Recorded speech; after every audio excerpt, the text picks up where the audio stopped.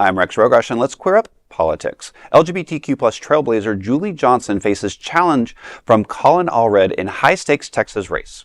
A dramatic redistricting upheaval in Texas is setting up one of 2026's most closely watched Democratic primaries.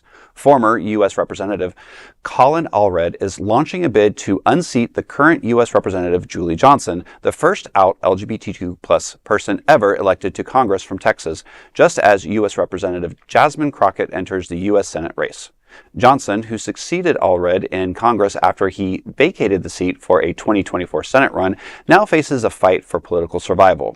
Her 32nd district was dismantled under a mid-decade GOP redistricting, pushing her into a newly created 33rd district, the same district Allred now plans to contest. About one-third of the district's residents previously lived in Allred's former seat. Allred casts his run as a personal, describing the 33rd as the community where he grew up, attended public schools, and now raised his own family. Johnson, however, calls Allred's return a political recalculation rather than a community-rooted leadership. She noted that she has represented thousands of families in the district since 2018. Quote, "This new district deserves representation that has been present in the tough moments, including throughout the redistricting fight, instead of parachuting back when another campaign doesn't work out," end quote. LGBTQ plus political groups have quickly lined up behind her. Human Rights Campaign President Kelley Robinson said the organization proudly stands with her, while Equality PAC vowed it won't let anyone take that away without a fight. I mean, first off, having an LGBTQ person representing anything in Texas as a former Texas resident is huge.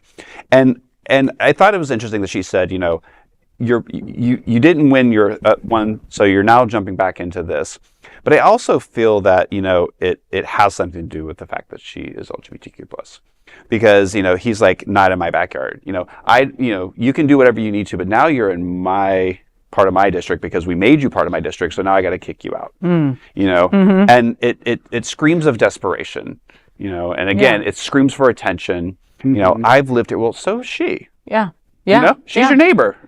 You know what? When Texas comes up in the news, I always take note because Texas is Florida with more cows. You know what I mean? Like, you know, you know what I mean? Just 100%. Anything that they're going through, right? You know, Ron DeSantis and Abbott and everything that they, you know, lick each other's butts and kiss the ring of Trump. 100%. You know what I mean? So they kind of take their rules from this weird rule book, you know, that the rest of us are not privy to see. You know, so Julie Johnson, that's a win. And we got to take the wins whenever we can get them because there's not enough of them. You know what I mean?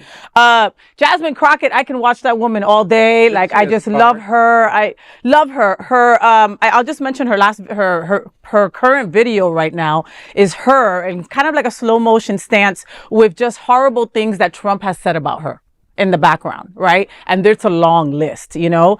Is this video? Right, exactly, right? But having folks like Julie Johnson and Jasmine Crockett give us hope, and they give, you know, and they give us a precedent to others that hopefully will follow suit and run. I mean, because that's what we need. You know? It speaks to also the issue then is the redistricting and everything, because we don't like who's in charge. So we have to all of a sudden change all the maps and everything. It's so crazy. Yeah. It's because they're so fearful. It's what a child would do. And because they know they're going to lose in the next big time in the next one. We're already starting to see it because we've already now in Miami elected a new Democratic leader. Eileen Higgins. We're already starting to see it here in Florida because people are fed up with all of this. And Texas is interesting because there was a large amount of people who moved in from California when tech companies went to, you know, Austin and San Antonio, the energy companies. So there was a huge migration of tech companies that went from California to Texas. So you're also seeing this kind of swing culturally, which means, you know, more Democratic swing in a state that was, you know, typically Republican. Yeah.